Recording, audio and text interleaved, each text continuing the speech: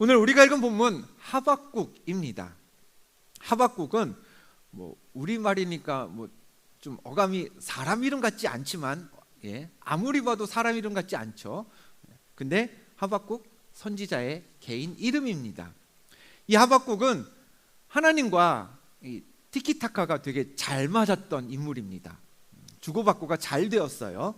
하박국 1장 첫 부분을 보면 여러분 성경 한번 보세요. 이렇게 적혀 있습니다. 내용을 시작하면서 하박국의 호소라고 내용이 정리되어 있습니다. 그리고 바로 뒤를 이어서 성경은 여호와의 응답이라면서 1장 5절 말씀이 시작돼요. 이렇게 하박국이 호소했더니 하나님이 응답하시는 뭔가 주고받고가 되죠. 근데 이게 한 번이 아닙니다. 1장 12절 앞에를 보면 하박국이 다시 호소하다라고 내용이 정리되어 있고요. 2장 시작되는 부분을 보면 여호와의 응답이란 표제어가 또 기록되어 있습니다.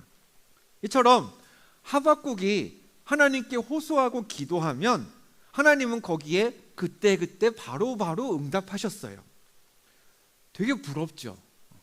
내가 기도했더니 하나님이 말씀을 바로 주셔요. 예스 노를 떠나서 일단 하나님의 음성을 이렇게 확실하게 들었던 인물이 하박국입니다. 그래서 여러분 이렇게 하박국과 하나님 사이에 주고받고가 잘 되다 보니까 예언서 중에서 하박국은 굉장히 독특한 플롯을 가지고 있어요. 일반적으로 예언서는 어때요? 하나님이 예언자에게 말씀을 주십니다. 너 가서 이렇게 전해. 그러면 예언자가 말씀을 받아서 세상에 그 뜻을 전합니다. 우리가 지난주 나누었던 요나서가 대표적이죠. 하나님이 요나에게 말씀을 주십니다. 너 니느웨 가서 전해라. 물론 처음에 불순종했지만 어쨌든 요나가 니느웨 가서 그 뜻을 전했더니 니느웨에 하나님의 역사가 일어납니다. 그게 대부분의 그 예언서에 진행되는 방법인데 하박국은 어땠어요? 하나님 말씀이 임하기도 전에 본인이 먼저 액션을 취합니다. 하나님께 기도했어요. 그러면 그 기도에 하나님이 응답하십니다. 그리고 하박국은 그게 끝입니다. 하박국에는 세상에 하나님이 너 이런 메시지 전해라 라고 주신 게 없어요. 하박국도 세상에 뭔가를 전한 메시지가 없어요. 그냥 하박국과 하나님 사이의 티키타카가 하박국 서의 전체입니다. 그러면 하박국과 하나님 사이에 도대체 어떤 기도, 어떤 응답이 오고 주고받고 해졌느냐 한번 보겠습니다. 먼저 하박국이 하나님께 호소했던 내용이 무엇인지 하박국 1장 3절 4절을 길지만 같이 읽어봅니다. 시작. 어찌하여 내게 죄악을 보게 하시며 패역을 눈으로 보게 하시나이까.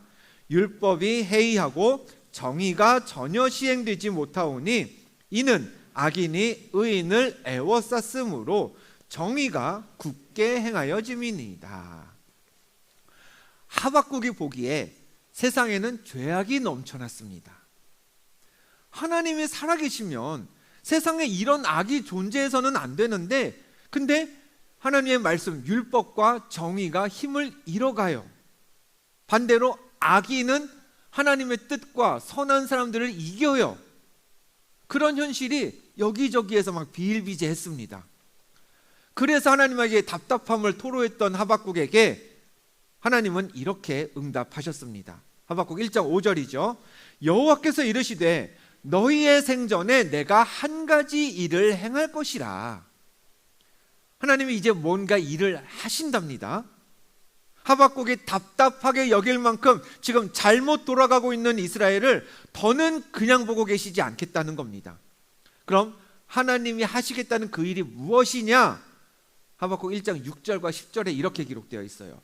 보라, 내가 갈대아 사람을 일으켰나니 왕들을 멸시하며 방백을 조소하며 모든 견고한 성들을 비웃고 흉벽을 쌓아 그것을 점령할 것이라 라고 했습니다. 갈대아 사람, 노란색으로 표시된 갈대아 사람은요 바벨론 제국을 가리킵니다. 하나님이 바벨론을 일으키시겠대요. 뭐 하려고요? 악에서 헤어나오지 못하는 지금 이 하박국의 나라 이스라엘 유다 왕국을 멸하시기 위해서 바벨론을 들어다가 유다를 멸망하는 일에 쓰시겠다는 겁니다. 즉 하나님이 이제부터 행하신다는 일은 유다의 구원이 아니었습니다. 반대죠. 바벨론이라는 이방 민족을 데려다가 너희 유다를 멸할 거야 라는 게 하나님이 하시겠다는 일이었습니다. 그럼 우리 민족을 멸하겠다는데 하박국이 가만히 있을 수가 있나요? 하나님께 다시 따져 물었습니다. 하박국 1장 17절, 여러 나라를 무자비하게 멸망시키는 것이 옳으니까. 하나님, 네, 유다 악합니다. 죄인이 많습니다. 그러나 유다가 이방 신성기는 저 바벨론보다 낫지 않습니까? 멸망해도 쟤네들 바벨론 먼저 멸하고 우리 멸하는 게 맞지 않습니까? 하나님, 그게 순서 아닙니까? 하박국이 하나님에게, 하나님 그렇게 하신다고요? 그게 옳은 일이에요? 라고 되물었습니다. 근데 하나님의 답은 처음과 달라지지 않았습니다. 볼까요? 하박국 2장 3절입니다. 이 묵시는 정한 때가 있나니 지체되지 않고 반드시 응하리라. 유다를 멸하는 하나님의 계획 곧 응할 거라고, 일어날 거라고 하나님이 자신의 계획을 컨펌하셨습니다. 그러면서 하나님이 두 부류의 사람을 비교하세요. 하박국 2장 4절 이어지는 말씀 우리 같이 읽어봅니다. 시작. 보라, 그의 마음은 교만하며 그 속에서 정직하지 못하나 의인은 그의 믿음으로 말미암아 살리라. 아멘. 누가 대비되나요? 교만한 사람과 의인이 등장합니다. 그럼 어떤 사람이 교만한 사람이고 어떤 사람이 의인이냐? 이 질문을 던져보면 되세요. 세상의 주관자가 누구냐고 생각하는 겁니다. 교만한 사람은요, 내가 세상의 주권자입니다. 그래서 내가 옳다고 생각되는 일은 이루어져야 하고요, 세상의 많은 일들이 내 기준대로 일어나야 맞습니다. 반대로 믿음의 사람은 어떨까요? 하나님을 모든 만물의 주권자라고 고백하고 찬양합니다. 내 인생도 나를 통해 하나님의 뜻을 이루는 게 그게 삶의 목표가 됩니다. 그래서 하나님 보시기에 이런 사람을 의로운 사람이라고 부르는 거죠. 지금 그럼 이 기준에 따르면 하박국은 교만한 자인가요? 의로운 사람인가요? 하박국은 옳음의 기준이, 옳고 그름의 기준이 지금 자기 자신이었어요. 유다를 위해 바벨론을 데려다가 제거한다? 아니죠. 하나님, 우리가 당신의 백성이니 우리가 바벨론을 제거해야지 어떻게 바벨론이 우리를 멸망하는 데 쓰임받습니까? 하박국은 그걸 이해할 수도 없었고 용납하지도 못했습니다. 내 기준으로, 자기 기준으로 생각해서 맞는 일이 일어나야 되는데 하나님이 그와 반대되는 일을 하시니까 하박국은 계속 물은 겁니다. 하나님, 이게 옳아요? 하나님 어떻게 그렇게 하실 수 있나요? 그러자 하나님은 교만한 자와 의인이 어떤 사람인지를 보여주시면서 하박국에게 이 한마디를 던지십니다. 온 땅은 그 앞에서 잠잠할지니라 하시니라. 하박국아, 옳고 그름의 기준을 세운 사람이 누구니? 세운 존재가 누구니? 세상을 창조한 나 아니냐? 그러니 너는 정말 의로운 게 뭔지 되새기면서 잠잠히 있어라 라는 거죠. 이 말씀을 듣자 하박국의 태도가 그제서야 조금 달라집니다. 오늘 본문에 담긴 하박국의 고백, 우리 같이 화면을 보고 읽어볼까요? 넘겨주시고요. 읽겠습니다. 시작. 내가 들었으므로 내 창자가 흔들렸고 그 목소리로 말미암아 내 입술이 떨렸도다. 무리가 우리를 치러 올라오는 환난 날을 내가 기다림으로 썩이는 것이 내 뼈에 들어왔으며 내 몸은 내 처소에서 떨리는도다. 아멘. 처음에 하나님 계획을 이해할 수 없었던 하박국은 하나님, 어떻게 그러실 수 있습니까? 하나님, 그게 옳은 일입니까? 라고 반문했습니다. 그런데 이 말씀에서 뭐라고 하고 있나요? 하나님, 무리가, 즉 바벨론이 우리를 치러 올라오는 그 환난 날을 제가 기다리겠습니다.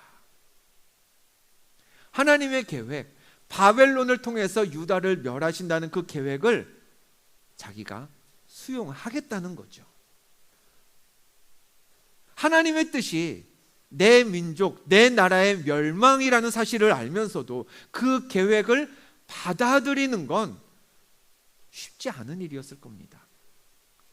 그 사실을 알면서 차라리 그런 하나님의 뜻 몰랐으면 나았을 텐데, 뭐라고? 이 민족을 멸하신다고? 그러면서 언제 멸할지를 기다리는 이 하박국의 심정, 여러분 어땠을까요? 머리로는 일단은 이해는 됐습니다. 근데 하박국의 몸은 민족의, 나라의 멸망을 앞두면서 극심한 충격과 스트레스 증세를 나타내기 시작합니다. 조금 전에 읽었던 말씀 다시 한번 볼게요. 노란색 포인트들을 잘 보세요. 먼저 하박국이 뭐라고 했나요? 내가 그 사실을, 하나님의 뜻을 알겠습니다. 들었습니다. 근데 반응이 어땠어요? 내 창자가 흔들렸다고 했습니다. 여러분, 뭐 점심 드셨는지 모르겠지만 곱창, 대창 생각하지 마세요. 구약에서 창자는요, 마음속 가장 깊은 곳을 표현하는 관용적인 단어입니다. 쉽게 말해서 하박국이 지금 오장육부가 다 요동쳤다는 거예요. 속이 다 뒤집혀졌다는 겁니다. 또 어때요? 입술도 떨렸다고 했어요. 전문가들은 사람이 심리적으로 충격을 받으면 머리로는 그래, 어떻게 참자, 이해해보자 라고 하지만 몸이 반응할 때 제일 먼저 반응하는 곳이 두 군데 있다 그럽니다. 눈가, 눈 주변하고요, 입, 그리고 치아입니다. 우리말에도 치를 떤다라는 표현이 있죠. 하박국도 지금 어떤 거예요? 막 이빨이 떨리고 입술이 막 흔들거리는 겁니다. 어떻게 이런 일이 막 그러는 거죠. 또 하박국이 뭐라 그랬습니까? 썩이는 것이 내 뼈에 들어왔다 그랬어요. 뼈 마디마디가 고통스러운 겁니다. 머리로는 아멘, 하나님 제가 받아들이겠습니다, 기다리겠습니다, 그 뜻을 이루소서라고 말은 했지만 그 몸은 정말 이게 이렇게 되는 건가? 정말 우리는, 유다는 여기서 끝인 건가? 건강하게 소화하지는 못하고 있었던 거죠. 근데 여러분 한번 따져보겠습니다. 하박국이 지금 하나님의 뜻과 계획을 알았어요. 하나님이 어떤 계획을 가지고 계신지 아주 정확하게 알았습니다. 근데 여러분, 하나님의 뜻, 하나님의 계획, 그걸 알고 싶어 하는 거, 저와 여러분의 단골 기도 멘트 아닌가요? 하나님 뜻을 알기 원합니다. 하나님의 마음을 헤아리는 지혜가 내 안에 있기를 원합니다. 하나님, 나를 통해 어떤 일을 이루실 것인지 나로 하여금 알게 하여 주옵소서. 우리가 늘 기도하지만 정작 잘 이루어지는, 응답받지는 못하는 그 기도, 하박국은 지금 이루어졌고 응답받았어요. 근데 대신 그 결과는 뭐예요? 자기 생각하고 완전 반대인 하나님의 계획을 알았습니다. 그것도 그냥 그러시군요 하고 받아들일 수 있는 내용이 아니었습니다. 창자가 흔들렸고 입술이 떨리는 그런 내용을 알았어요. 여러분 생각해 보세요. 하나님의 뜻을 안다는 건 어떻게 보면 우리가 상상하는 것보다 훨씬 더 두려운 일일 수 있습니다.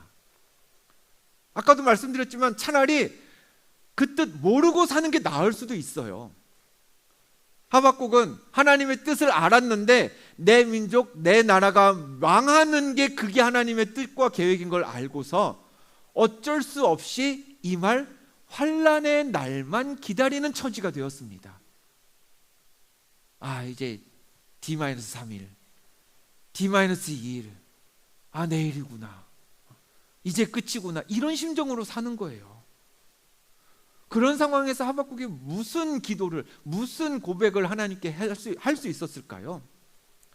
여러분, 오늘 여러분에게 익숙한 이 말씀이 그런 순간에 하박국이 했던 고백이었습니다. 보면 17절과 18절 화면 보여주시면 우리 큰 목소리로 읽어봅니다. 시작. 비록 무화과 나무가 무성하지 못하며 포도나무에 열매가 없으며 감람나무에 소출이 없으며 밭에 먹을 것이 없으며 우리의 양이 없으며 외양간에 소가 없을지라도 나는 여호와로 말미암아 즐거워하며 나의 구원의 하나님으로 말미암아 기뻐하리로다. 아멘. 오늘 예배 시간에도 다이브 찬양팀이 이 찬양을 불러주었어요. 아주 되게 이제 그루브하게 멋지게 불러주었습니다. 보통 이 찬양 어떻게 불러요? 오늘 같은 리듬도 있지만 더 익숙한 리듬은 무화과 나뭇잎이 마르고 포도 열매가 우리 이렇게 부르잖아요. 그럴 수 있어요. 그렇게 부르라고 작곡자가 이 템포와 이 멜로디를 만들었을 거예요. 근데 알고 보면 어때요? 사실 이 찬양은 이렇게 신나고 즐겁게 부를 수 있는 곡이 아니에요. 민족이 다 망하고 포로가 되는 게 하나님의 계획임을 알았을 때, 그 하나님의 계획이 오늘 이루어지나 내일 이루어지나 우리는 언제 망하나 이걸 눈물로 기다리면서 했던 고백이 이 말씀입니다. 그런 상황에서 창자가 흔들리고 입술이 떨리면서 했던 고백이 무화과 나뭇잎이 마르고 포도나무 열매 없어도 하나님, 제가 어떻게 해서든지 한번 하나님으로 말미암아 기뻐해 보겠습니다 라고 했던 고백이에요. 하나님의 뜻을 알게 해주세요. 내가 하나님의 계획을 깨닫고 그 일에 쓰임받게 해주세요. 분명히 멋진 기도입니다. 근데 하나만 알고 둘을 몰라서는 안 됩니다. 여러분, 하나님의 뜻을 안다고 해서 그게 항상 장밋빛 미래가 펼쳐지는 건 아니라는 걸 분명히 아셔야 합니다. 하나님 뜻이 나의 계획과 다르다는 걸 알게 되는 순간 우리 마음의 평안은 다 깨질 겁니다. 내가 옳다고 생각했던 내 계획이 꺾였으니 나는 실패한 것 아닌가 하는 절망감이 가장 먼저 우리에게 다가오겠죠. 지금까지 내가 기울인 노력과 고생은 뭘 위한 거였는지 허무함도 몰아칠 겁니다. 왜 하나님은 이렇게만 일을 풀어가시는지 하나님을 향해서 하박국처럼 불만도 쏟아낼 거예요. 근데 오늘 말씀의 제목이 뭔가요? 또 우리가 앞서 불렀던 찬양의 제목이 뭔가요? 주의 자녀로 산다는 것은 이었습니다. 주의 자녀로 산다는 것, 여러분 그게 뭘까요? 말씀을 듣기 전에 우리가 불렀던 찬양은 주의 자녀로 산다는 것을 이렇게 표현했습니다. 불 가운데로 걸어가는 것이다. 불 가운데로 걸어가면 어때요, 여러분? 뜨겁죠? 살이 타들어갈 겁니다. 고통스러울 거예요. 그럼 주의 자녀로 산다는 거 그렇게 고통만 가득하다는 걸까요? 아닙니다. 다음 가사가 뭐예요? 그 속에서 신실하게 날 지키시는 그 손길을 경험하는 것. 받아들이기 어렵고 용납하기 힘든 그 뜨거움과 고통이 있지만 이렇게 고통스러웠는데 내가 어떻게 이렇게 계속 안전하지? 하나님이 날 지켜주셨구나. 이것까지 경험하는 게 그게 주의 자녀의 삶입니다. 또 찬양의 가사는 주의 자녀로 산다는 것을 바다 위로 걸어가는 것이라고 표현했습니다. 주의 자녀는요, 풍랑을 마주할 일이 없을까요? 아닙니다. 풍랑은 주의 자녀에게도 분명히 들어닥칩니다.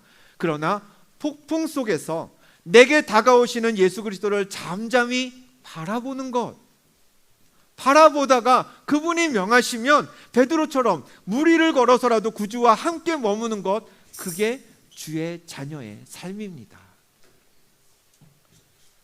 여러분, 여러분의 부모님과 함께 지내시면서 자랐던 그 어린 시절 한번 생각해 보세요. 여러분이 뭐 해달라고 하면 부모님들이 다 해주셨나요? 세상에 아무리 부유한 부모도 여러분이 갖고 싶어하는 것, 여러분이 하고 싶어하는 것, 여러분이 가고 싶어하는 곳을 다 해결해 주신 부모는 없을 겁니다. 해서 안 되는 게 있다면 막고 야단을 쳐서라도 부모는 부모의 뜻을 자녀로 하여금 깨닫게 해야 합니다. 주중에 이런저런 사건 소식들이 있었죠. 여러분, 산에 초등학생이 혼자 올라갔다가 사고를 당했어요. 엄마, 나 등산 혼자 한번 해볼래요. 나 할 수 있어요. 나 다 컸잖아요 해도 부모는 어떻게 해야 돼요? 그 위험한 것을 네가 어떻게 가? 안 돼! 라고 말하고 막을 수 있는 게 부모여야 합니다. 그럼 자녀들은 좋아해요? 왜 내 갈 길을 막냐고 울고 불고 떼도 쓰고 반항도 할 겁니다. 고통스러워 하겠죠. 그러나 그건 둘째 문제입니다. 부모는 지금 자녀가 느끼는 고통보다 자녀를 옳은 방향으로 보내는 게 훨씬 더 중요한 겁니다. 하나님도 그렇습니다. 하나님께 우리의 고통보다 중요한 건 하나님의 뜻을 두신 방향으로 우리를 보내시는 걸 거예요. 왜? 그렇게 해야 우리가 살고 그렇게 해야 우리가 참 생명을 얻기 때문입니다. 기억하시길 바랍니다. 하나님의 뜻을 아는 건 신나고 기쁘기만 한 일이 아닙니다. 그 뜻이 내 뜻과 다르구나 라는 걸 알게 되는 순간, 더군다나 내 뜻을 버려야 하고 하나님 뜻을 따라야 하겠구나 라고 인정하게 되는 순간 우리에게도 하박국 같은 아픔이 찾아올 겁니다. 창자가 흔들리겠죠. 입술이 떨릴 겁니다. 뼈 마디마디가 고통스러울 수도 있습니다. 그러나 아버지 되신 하나님 뜻에 생명이 있음을 믿고 그 뜻 따르며 주의 자녀의 삶을 걸어가시기를 주님의 이름으로 축복합니다. 전능자 하나님이 내 곁에, 여러분 곁에 가장 가까이에 함께 계심을 믿고 주의 자녀로서의 삶을 이어가는 우리 모두가 됩시다.